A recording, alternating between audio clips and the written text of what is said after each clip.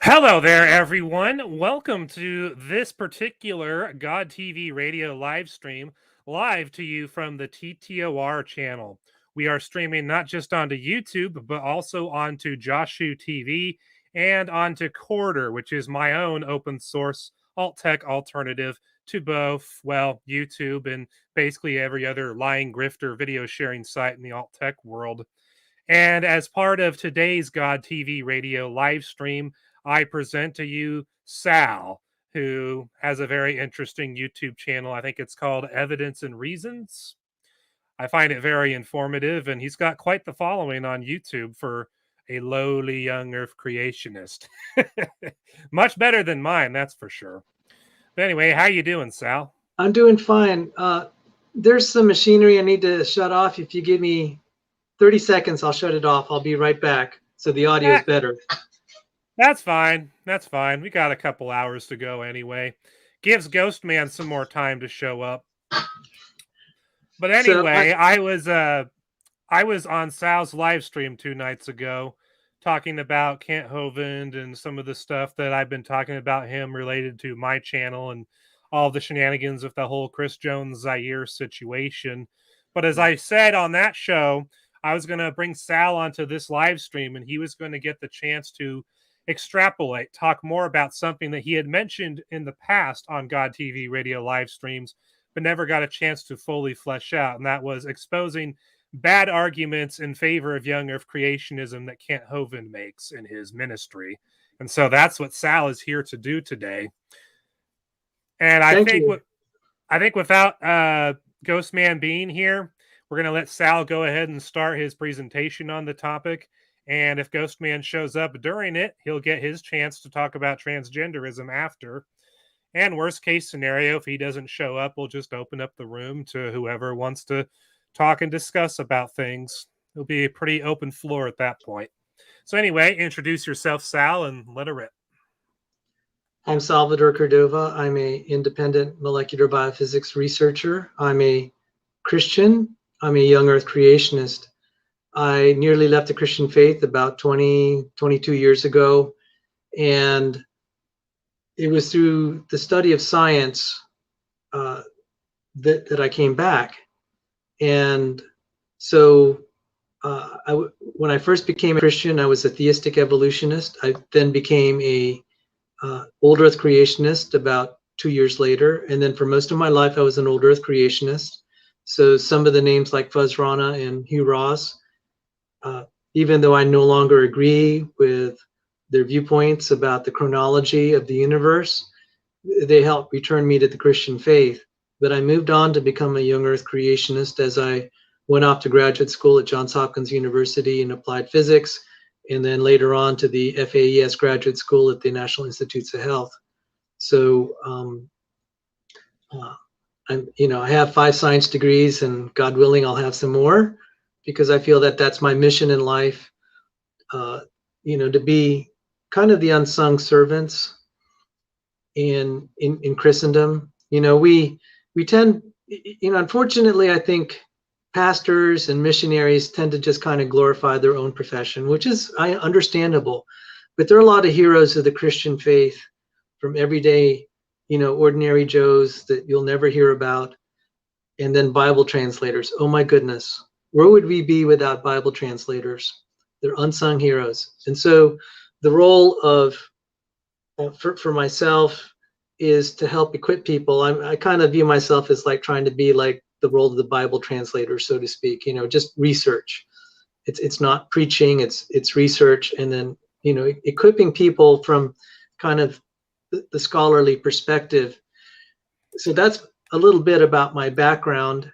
And how I got involved in all of this was, there's bad creationist arguments, and it's like, well, people say stupid stuff all the time, so do I let it go. But it did start to get under my skin that it was getting a following, and it was starting to damage the credibility of Christendom and all creationism, Christendom, and hurting people's faith. Because when these people, if they're young and they go off to college, they're just going to get slaughtered, because the quality of the materials was not accurate.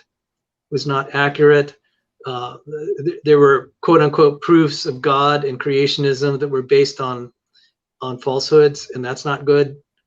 And so they go off to university, and these kids will say, well, I was lied to. I'm going to throw out creationists. I'm going to throw out everything. I can't trust anyone. I trust the secular world better. And so this is what is this is what's kind of tragic. So even then, I kind of let it go. I just quietly said, I said, well, I'll just do my thing, and maybe I'm not going to cast stones at someone else's work. But there was this nagging doubt. And then when Kent Hovind was jailed, I said, that looks suspicious. A convicted felon, and then his wife went to jail. I'm just like, it's not that hard to try to stay within the law. Then when in the span of about 5 years, he married his fourth wife, I'm just like, okay, this is unbecoming of a leader in the church. And then I began to speak out, and I said, this is bad. I'm concerned about his science, his conduct. This does not reflect well. And then when a child died at Dinosaur Adventureland due to negligence in the safety policies, I said, now I've got to say something. Now I've got to say something and say, we have to protect people. We have to protect the kids. And then it came out, and we don't need to rehash it in detail here, that it was through his encouragement, blessing, that a registered sex offender, Chris Jones, came there with an underage boy. Mm-hmm. Kent Hovind helped arrange for housing for them to sleep there together. And it's turning out that, possibly charges will be pressed against Chris Jones, and this didn't have to happen. Kent Hovind didn't need to be involved. And I said, this is indicative of, whatever you make of it, if anyone who has children or they have friends that have children, is just like, stay away from that place. There are better places to learn about Christianity and Christendom and creationism. So that's why I'm here tonight. I've taken flack. I've been called all sorts of names for doing what I'm doing, but that's nothing compared to some of the other people who've actually stepped forward. And I just want to thank them. I want to thank you, TTOR, Justin, for breaking the story. So I have a slideshow presented, and it'll also introduce, I'll talk about good creationism and bad creationism, and we could go from there. All right. Sounds great to me. Yeah, I see Robert Beatty in the comment section down there. I'm sure you noticed earlier, and Rage X is down there. And I will repeat on air what I told them in the comments. When you're done, and when Ghostman's done, if he shows up, or if Ghostman doesn't show up, and after you're done, Robert and Rage are welcome to come on to our stream to talk about whatevs. So sure. Now that we got that out of the way, let's get to your actual presentation. Are you ready for me to add the PowerPoint on screen? Yes. Oh, there you go. So this is okay. I got to say, I got a little bit of a chip on my shoulder today. So this isn't going to be the most polite presentation. People that know me, know that I'm generally very polite and nerdy, but not today. So I talk about good versus bad creationism. Creationism is hurt by stinky creationist arguments and stinky creationists. So who are good creationists? This is an example of a good creationist. This is John C. Sanford. He was an atheist. He became a Christian, became a theistic evolutionist, then an old earth creationist, then a young earth creationist. He is a famous genetic engineer, a retired Cornell professor of science, a research professor at that. His invention that you see him there in his younger years is the gene gun. It has been responsible for improving crop yields and therefore feeding starving billions of people.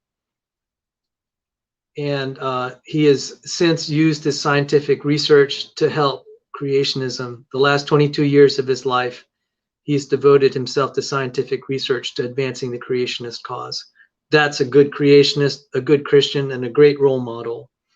I had the privilege, he is my colleague, I had the privilege of working as a paid employee of his for 7.5 years. My mother was widowed and disabled, and I I left my job as a engineer and scientist in the aerospace and defense industry to take care of her. And Dr. Sanford gave me a job where I could work from home, serve the Lord, serve the creationist movement, and take care of my mother 24/7. She went home to be with the Lord last year. So I'm, this is what I consider good creationism, good examples of Christian living. He helped widows in their distress. God bless him. There are other creationists. So he's a Cornell research professor. That's Ivy League. Pictured on the right are Change Tan and Rob Stadler. Both are Harvard trained. Rob Stadler is MIT PhD, MIT and Harvard PhD in biomedical engineering. Millions of people have been saved through his medical inventions, heart implants, various implants related to the heart. And he is a young earth creationist. Great role model.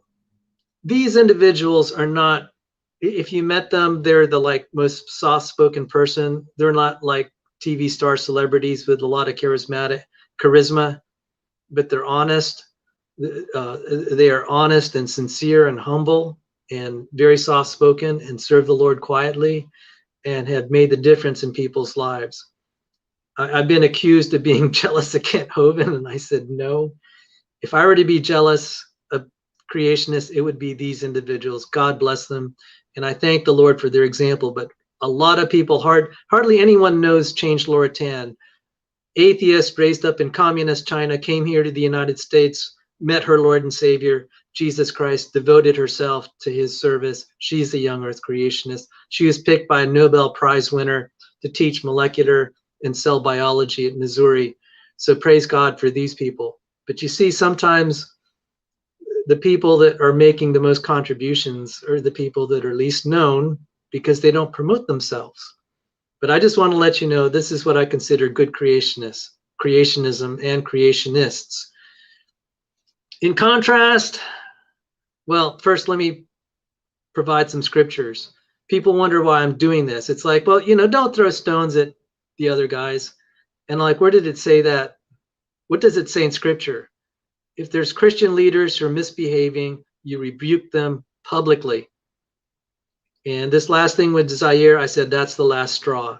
Time to rebuke someone publicly. And then Matthew 18:6. If any of you cause one of these little ones to stumble, it's better for a millstone to be hung around your neck and cast into the sea than cause these little ones to stumble. And so what I think is happening at Dinosaur Adventureland and what Kent Hovind is doing is causing little ones to stumble at so many levels. And part of that is the science we're giving them. And so if you have any comments, I'll just take a little breather here before I move forward. Oh, you're doing great so far. And yeah, I agree with you about calling out Christian leaders publicly. By the way, guys, while he was saying that, I looked up the actual verse, 1 Timothy 5:20. It doesn't specifically say teachers. It specifically says anyone who persists in sin. You do call them out publicly. And I think that's especially true if people are publicly doing stuff like this, then you should respond publicly. Yeah, and they're not absolved just because they quote unquote had so many more baptisms or conversions, quote unquote, to their credit. The other thing that bothers me about that, it's really God that saves souls, I think, and we don't want to rob him of the glory. I think we tend to take too much credit or give too much credit to human actions, and that's just kind of my policy. And it's also basically just playing a numbers game to virtue signal. Yeah, and like I said, what about the Bible translators? What can we say about the archaeologists who are, studying all this? So anyway, just to keep moving on. And now, like I said, I'm kind of in a feisty, combative mood. I'm not going to be my polite self. Here are the Stinky Creationists. Okay, so why did I put this up? This is on Cindi Lincoln's channel. And it does relate to Kent Hovind's science, because I'm going to refer to this to describe his science. When I heard this, I said, that sounds a lot like his science. He'll just make stuff up, pull it out of the air, pretend it's a scientific explanation just to kind of be persuasive for the moment. So Cindi Lincoln was threatened by Steve Lynn. Cindi said Steve Lynn had a gun, and then sometime later, Kent Hovind comes to Steve Lynn's defense rather than his wife and says, well, that thing in Steve Lynn's side pocket was not a gun. It was just his private parts kind of in a stiffened condition. And I can imagine, and then Kent says, you know, I explained that to Cindi, and of course I could just imagine what Cindi has to say. It's like, Kent, I'm your wife. I know the difference between a gun and you know what. So, and there's Matt Powell right there sitting beside Kent. I'm just like, you're going to let that go. And that's a sad thing. One, that Kent said this. The other thing is that people just bought it, his staff and the people here on the internet just like, let that go. And so that really kind of got under my skin. Matt Powell, along with Kent Hovind, was one of those accusing me of being jealous of Kent Hovind. I'm just like, no. The other thing is, here's another stinky creationist. He accused me and Justin of being atheists just because we criticized Kent Hovind. And okay, so now this is a little bit of payback time. Here's some others like SFT, who's taunting me and promoting Kent Hovind. I'm just like, okay, you know, that's just not cool, dude. Especially now, given we're seeing what Kent Hovind is all about. He was not saying true things about me. Same with Raw Matt, saying I was jealous of Kent Hovind. And just for grins, there's a former CMI employee who was stabbing me in the back, Paul Price. I'm glad he's gone out of creationism. Good riddance. So those are stinky creationists. So now let's go to the science. I talked a lot about personal stuff here, and we'll just cover kind of the science stuff. All right, so this is taken from Thunderfoot, who's an atheist. But science is science. That's the glory of science. It doesn't really depend that much on worldview. If you take a measurement, say, of the weight of something, doesn't matter whether it's a Christian or an atheist taking it. If they're both honest, they'll report the same weight. So Kent Hovind was saying here, and you can Google this, why do people laugh at creationists? He said, 1 drop of water can cover the whole world. And if you take the area that a water molecule occupies, it's on the order of about 1 angstrom. We could say then the area would be 1 angstrom squared, or you could make it 10. If you take, just to be conservative here, or generous, you take Google the Earth's surface area, and it's about 500 trillion square meters. And you just do some calculations and how many square angstroms are we dealing with here, which would tell us how many water molecules we need. And this was done by Thunderfoot. And I looked through the calculations, close enough. And it turns out when you do all the work, you need about 150 tons of water to cover the whole Earth's surface with just the monolayer of water molecules, just 1 molecular depth. 150 tons. Okay, so you're like, well, Kent Hovind was speaking figuratively. It's like, okay, guys, you got to have your arguments tight. If you're telling this to the kids and they're going to repeat it, that's not good, guys. Don't say stuff like that. Careless words, every idle word you'll be held accountable for, not just by our Lord and Savior Jesus Christ, but I can tell you the critics are going to pounce on you for that. They're going to laugh at you. And they're going to make videos like this to ridicule creationists just because of a careless word. And I'm sorry to be that way, but this is a tough fight. You can't give the enemy an inch. You know, you can't make yourself vulnerable. So how far off was this? It's like saying the distance between the moon and the earth is about the depth of your fingernail. I mean, and then Thunderfoot just had to rub it in. He said, okay, so Kent Hovind's tax liability is about $1 million. So how off was he about being a drop of water versus all those tons of kilograms of water? He would be, it's him like saying his tax debt is only 1/1,000,000 of a dollar. All right. So that's how far off he was, and Thunderfoot went after him for that. So that's example one of bad science. I mean, he couldn't even say one sentence without being really wrong and pounced on. And I have more examples. If you have any comment here and before I go on. No, just sending out a message to some people who might join us later when you're done with your presentation. Okay, let's go ahead then. Then this is the Hovind theory of Noah's flood. Noah and the animals were safely in the ark, and then a 300 Fahrenheit ice meteor came through the solar system. Fragments cratered the planets and made rings around some planets.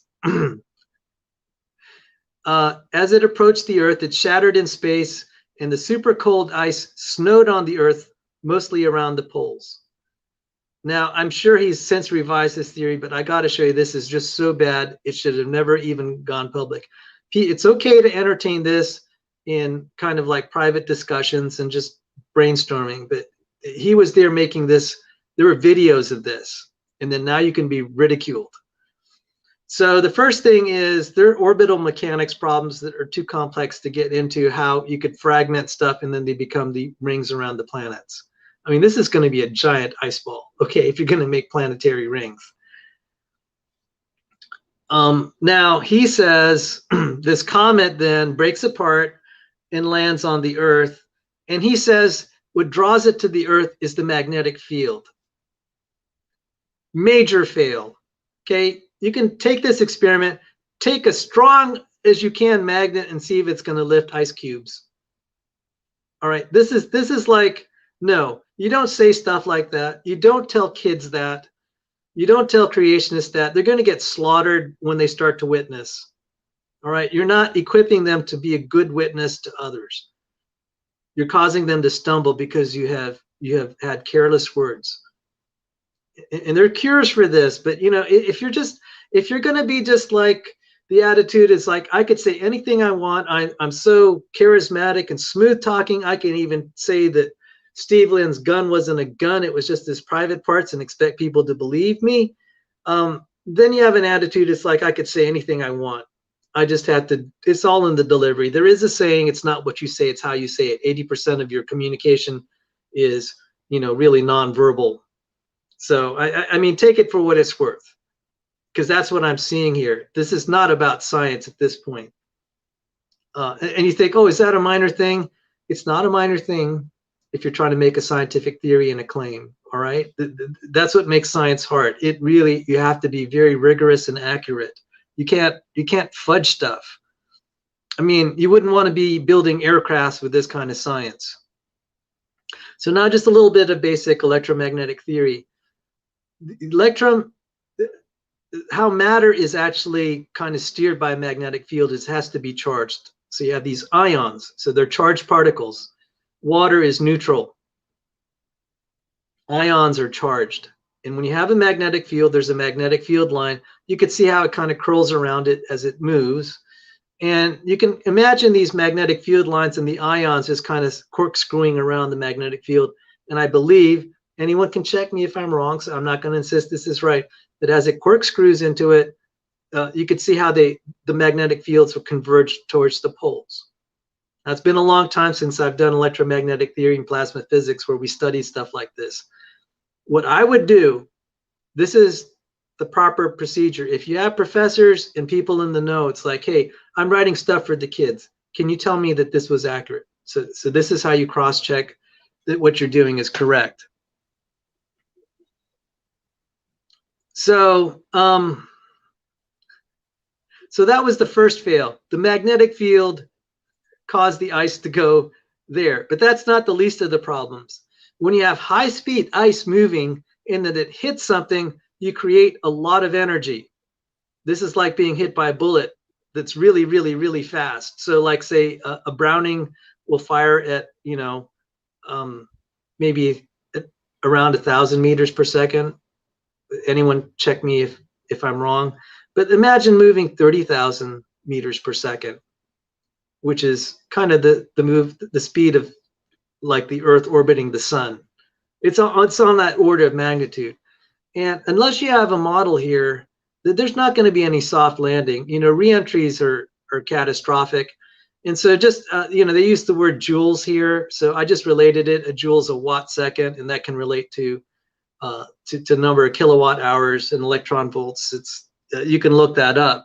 But the bottom line is,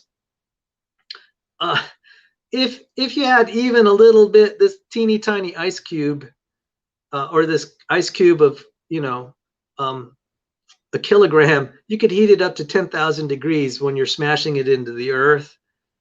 And this is a picture of when we had a little space probe hitting a meteor, trying to land it there. And you could see the explosion just from the energy release, just like a bullet or artillery shell. That's equivalent to 4.5 tons of TNT. And that wasn't even as heavy as what would be if we had a cubic meter of water. A cubic meter of water going at that velocity would be like 100 tons of TNT. So Thunderfoot did a calculation. He said, how about a 200 by 200 by 200 kilometer block of ice? And you could see that that little red dot is much smaller than the polar ice caps. So this, he's arguing that it's conservative. You could argue back and forth, but let's just go with the numbers here. He did the work, and you can independently verify these numbers, but it's going to be 120 megatons per person on the planet. You have 6 billion people on the planet at the time that this video was published by Thunderfoot, and per person you're going to be getting 120 megatons of explosive power. I mean, drowning would be the least of Noah's problems if this were the way Noah's flood came about. And for per person, I calculated it, and people can check the numbers. I calculated 6,000 Hiroshima bombs per person. So not only does this fail on the magnetic stuff, but just the mechanism. And just like, okay, this is like the explanation for Steve Lynn's gun. Just say stuff, make stuff up, just to impress the people. Doesn't matter, about being rigorous and protecting the kids and making sure that they got the best stuff. Just to confirm, to echo these sentiments, this was in the New York Post. There is astronomers have observed a comet that is 16 miles wide. It could be heading toward Earth, like in the next few thousand years, if that's any comfort to you all. And it would be 300 times worse than this really big impact comet that supposedly killed the dinosaurs. I don't know about that, but it was bad. And this would cause an extinction. And so this 16-mile wide one isn't even as big as the one that maybe Kent Hovind is proposing. So do you have any questions before we move on to the next example? I have 2 more examples of bad Kent Hovind science, and that honestly was about all I could take. I have no questions. Does Mark have any questions? No, greetings, Mark. So we'll just move on. Hey, how's it going? Hey. Yeah, I'm here. I got your invitation to join. I'm actually doing a live stream myself on my channel. I'm in both rooms right now. So yeah, what's going on? I see you guys are talking about some sciencey stuff. I'm not much of a scientist, but this is Sal giving some examples of bad arguments in favor of young Earth creationism that Kent Hovind has given in his ministry, and explaining why they're bad arguments. Yeah, for sure. I've got a lot of demonstrations of some bad arguments coming from a scriptural perspective as well, if y'all want to get into that later on, but I'll let Sal go ahead and after the presentation would be perfect for that. For sure. I just wanted to say hi. I'm going to stay here, but I'm going to mute my mic and go talk to my other people on my channel, which also, if it's all right with you, I'm just going to stream this on my channel, like mirror it, if that's cool. Sure. Cool. All right. Well, I'll mute my mic, Sal, and hey, nice to see you Mark, guys. I have to ask, is this part of your 24-hour Kent Hovind expose? Yeah, every Saturday this is the 4th one I've done where I just open up a chat room from noon till midnight and people come and go and just, talk about whatever. And it's been kind of therapeutic for a lot of people to come in and just get it off their chest. And, I'm trying to welcome all comers as far as people from Kent's side too. But every time that one of them does come into the room, they just yell and scream and leave. So it's been difficult to manage all that, but I'd love to have more people conversing. So I think it'd be a good deal, moving forward, especially after all this Kent Hovind stuff is over, where people can just come. Like, there's a void now because Brett Keane is no longer on the YouTubes, not doing the stuff he was doing before, and a lot of these people, you guys included, is how I came to know, and I really enjoyed that interaction that we were able to have over there. But that's not available, and even if it was, I'm not going back on Brett's show for any reason until he apologizes for lying about me. But anyway, yeah, it is part of my stream. It is live now, so just kind of hanging out in both rooms. All right, great. Yeah, well, thanks for streaming this stuff then. Oh, for sure. Because I have the chance. I'm highlighting what are bad creationist arguments. Everyone says stupid stuff. We're going to make mistakes. It's the lack of care that I see here. And again, I'm sorry I have to bring this up. The whole thing about Steve Lynn's gun being his, really being his private parts, I saw the same level of rigor for his scientific arguments. And it's like, this feels like he just doesn't care what he says, except that it makes a persuasive case. The truth was secondary. It was more important to get followers. And that's what I have a problem with. And to kind of play off that, the phallic reference there, when Paul Hansen discovered Chris and Zaire, he texted me first, and I think it was the next morning that he texted me about it, said that they spent the night together in the bed, in the same bed last night, all that. But he also said privately to me, and he said it to somebody else as well, that when Paul initially talked to them in person, he had said that Chris had an erection and they were in their underwear and all that. But then the story changed to, Chris was just waking up. He was wearing gym shorts and he had morning wood. So it's the same excuse, the same phallic excuse that is just, why even mention that? You've got a kid in the bed with you. You're a freaking pedophile. Like, that's enough. Why are you trying to cover that up? Why are you trying to make excuses and stupid references? Maybe he did have morning wood. Who cares? Why the hell was he in bed with a kid? That's the problem. Right. And so again, I'm going to go through the science stuff. I'm just saying that's when I began to be suspicious. And I said, if I was in the middle of eating something, and I'm just going to mute my mic. I'll probably be back in about 10, 15 minutes. All right. Okay. All right. Cool. So great seeing you, Mark. So the thing was, I got to be really suspicious. I said, how can you be this bad? I mean, if you're responsible, even if you didn't know all this stuff, you have to have some due diligence to at least ask people that know. There are people in the ICR or whatever who are climate scientists who have electromagnetic theory. There are people who are physicists, they're younger creationists. They could help you with this stuff. And it wasn't being done. So now this is the next bad argument. So this one, and then another, and then we could talk about good creationist arguments, and then we're done. Okay.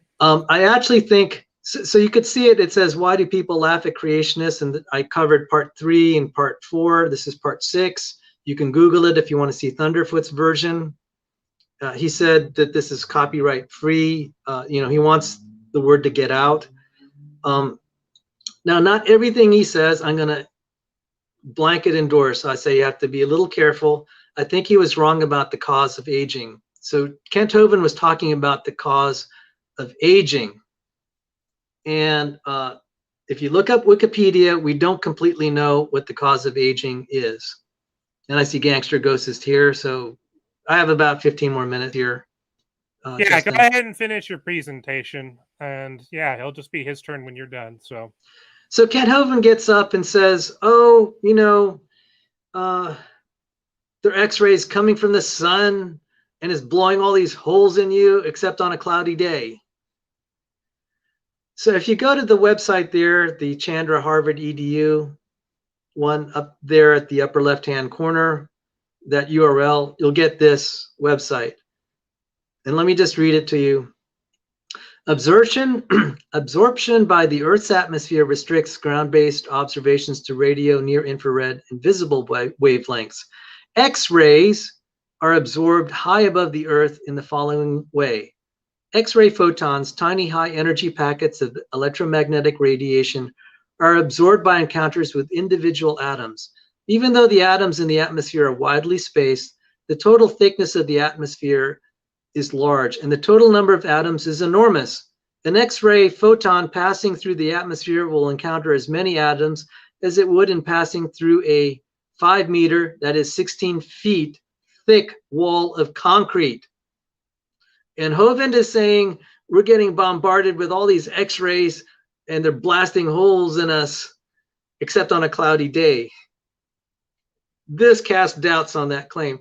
Secondly, technically it's not the sun's it's not X-rays from the sun. The sun generates these solar winds and these particles, they hit the atmosphere, then the X-rays are created.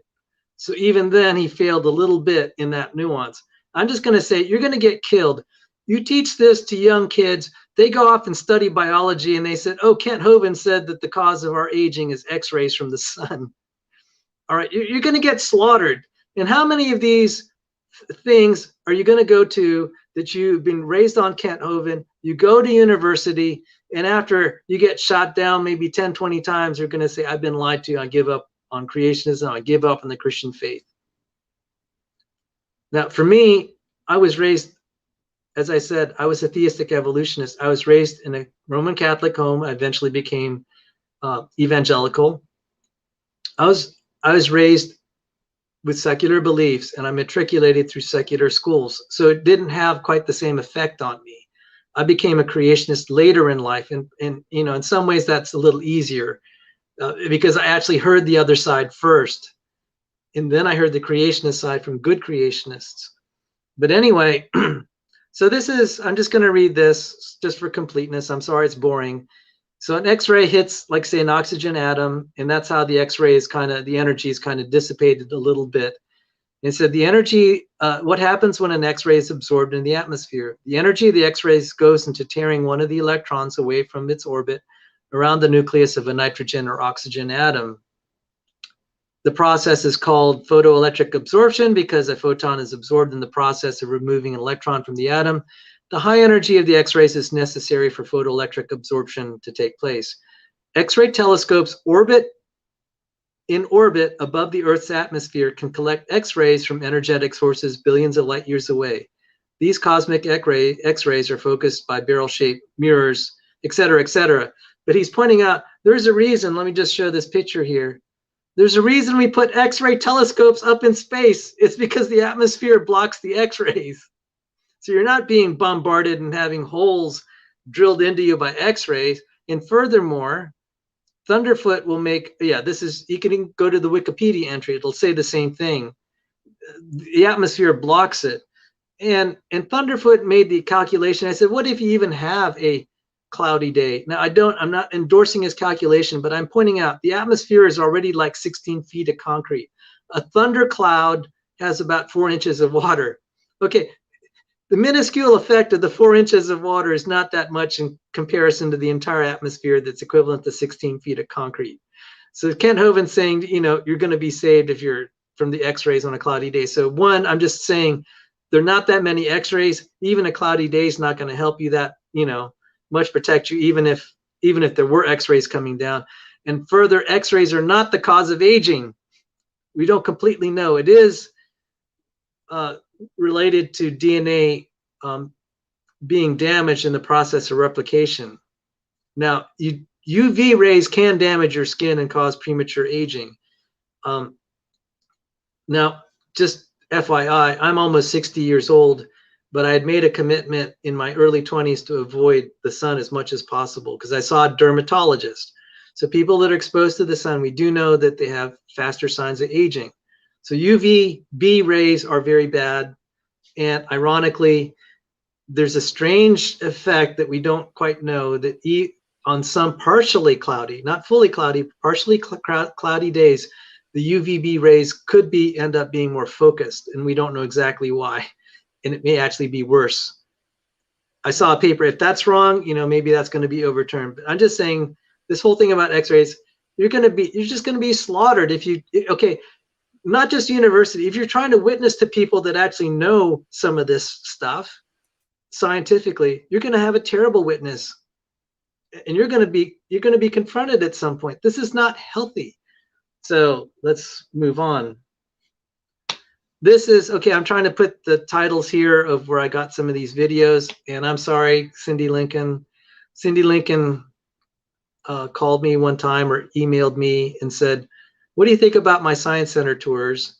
And people are criticizing me for them, like Dapper Dinosaur. That's a YouTube channel.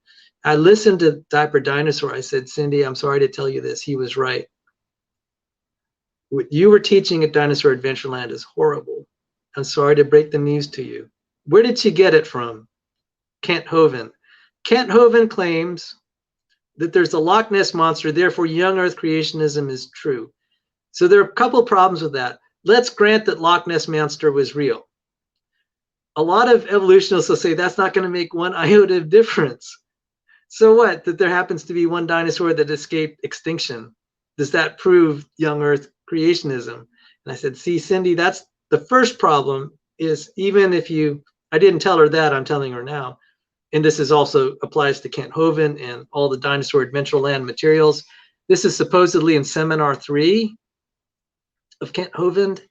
And so even if that were true, it doesn't prove young Earth creationism. The other thing is, what's the body of evidence that you have to show all this?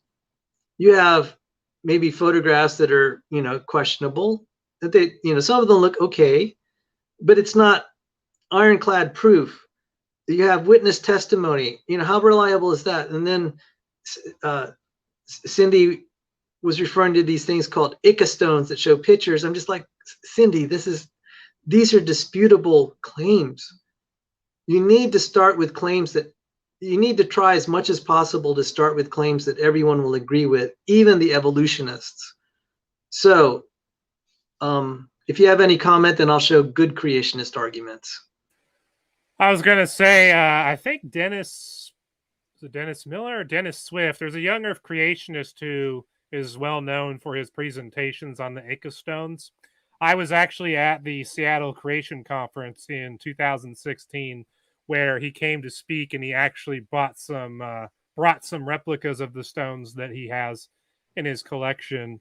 And he gave a really good presentation about them, but he also talked about how some are faked and some are real, and basically it takes a lot of work to figure out which ones are the real ones. So I'm going to grant that, let's say that it's unknown. That's the problem. That's the first. Okay, so now this leads to good creationist arguments. Okay, first of all, Creation Ministries International has this whole thing about their interaction with Kent Hovind. It has a whole, you can look at it here. This is just a screenshot, but the whole website, the whole URL has just a really long list of bad creationist arguments, or arguments they think you shouldn't use. Some of them I don't think are quite that bad, but a lot of them are bad. And I don't know how this involved Kent Hovind. So I'm just going to leave it at that. So there is a list there, and I think it's not I think it's a pretty good list. I wouldn't necessarily agree with every point, but I think it's for the most part going to be better at equipping you what not to say. So what are good creationist arguments? The best ones are where you have the most facts that are not going to be in dispute. So like with the ichthyostones and the Loch Ness monster, people are going to challenge you on that. But we know about the cells. I can take this down now. Yep, that's the end of my show. Let me, if you could remove that, thank you. Let me just share this and where this was headed. A young man named Matt Bilyeu was raised in a Christian home, and in his high school years, he renounced his faith, became an atheist. He went off to school to college to study biology. And he was taught by evolutionary biologists, or biologists who believed in evolution, shoving it down his throat. And you would think that his soul would be lost forever at that point. But by his senior years, he contemplated the complexity of the cell, specifically the cell membrane. He said, everything my professors told me was not true. Only God could have made something this complex. Shortly thereafter, He rededicated his life to his Lord and Savior, Jesus Christ, got married, went to seminary or whatever order that was, and that is now a defender of the Christian faith. Why am I pointing this out? It says in Romans that we know about his divine nature, his eternal power through the things that are made. We understand the invisible, and that held true in Matt Bilyeu's life. Fuzz Rana, who's an old earth creationist, and I'm praying that he'll come on our side. Similar story, not raised in a Christian home. He's in graduate school. I think he was a postdoctoral fellow, got his PhD. He's studying the cell membrane, and he came to the same conclusion. He said everything that the scientists have been saying, that we figured out the origin of life and its trajectory, he said that's false. Only God could have made this. That led to his conversion to Christianity. So why am I pointing this out? The facts are stronger than, our ability. We're just the messengers. We don't have to make up stuff to make good arguments. But it's not, again, think how hard it is to study what the cell membrane is and its function and structure. It'll take a little bit. It may bore you to tears, but if you spend a day studying it, you might come away. If you're open, you might actually see this for yourself. Because if people who are evolutionists, who are not even believers, just simply study the facts, they get it, it's enough. And that's why I say just go with facts that even you can get out of textbooks that everyone will agree with. Both, if you can get agreement on what is factual between creationists and evolutionists, then that's probably a good starting point. And that was the cell, the structure of the cell. You'll at least come away with this being an old earth creationist. I will say this, young earth creationism from a scientific standpoint is very challenging. I'm a professional researcher in this. It's very easy to tear down the evolutionists about abiogenesis, about evolutionary theory, specifically with eukaryotic components. Once you start talking about the age of the earth, it starts to get challenging. It's not a piece of cake. So I say intelligent design is easy. Refuting abiogenesis is really easy. Young earth creationism is hard. But I will say this, wait on the Lord. Wait on the Lord. For maybe a couple millennia, people were wondering, well, are the scriptures just kind of made up? And have they been handed down to us accurately? Were they tampered with? And then we had this Dead Sea Scrolls. And then in my time, shortly after I became a Christian, I was reading the book of Nehemiah, and I'm like, that's interesting. Well, in the last 15 years, we found Nehemiah's wall. And then now we found Joshua's altar. And then all these genetic things that I mentioned, Dr. Sanford earlier in the video, he's investigating evidence from a genetic standpoint of the age of humanity. So like with, Ancestry.com, we can predict, take two random people, we can kind of estimate how far back they had a common ancestor. Well, we could do that for all human beings. And it's possible that, it's not ruled out at this point that we descended from a common female that lived about 6,500 years ago, which would accord with the genealogy of Jesus Christ. And there's so many more things we could talk about.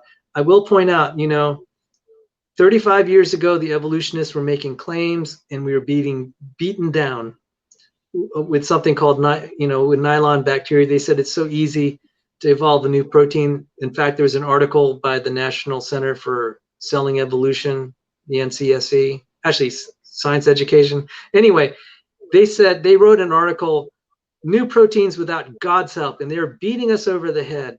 Well, 35 years later, we got the data to conclusively blow that out of the water. But you see, how long did we have to wait for God to bring deliverance? It's just like, the children of Israel out there for 40 years being cleansed. And, the kids were just too small to be fighting, and God had to cleanse them. 40 years later, they're ready to fight and win that war. And I'm saying, not every battle is yet given to us to win today. We have to wait on the Lord, but we have a lot of victories already. So I'm just saying, just be careful. Don't be too eager to solve every outstanding problem in the young earth creationist model. wait on the Lord. I can tell you that the other side has a lot to worry about. So thank you very much for hearing me out this evening, and God bless you. Thank you very much, Sal. I very much appreciate your presentation. Very full of scientific facts and information that some of us may not have known.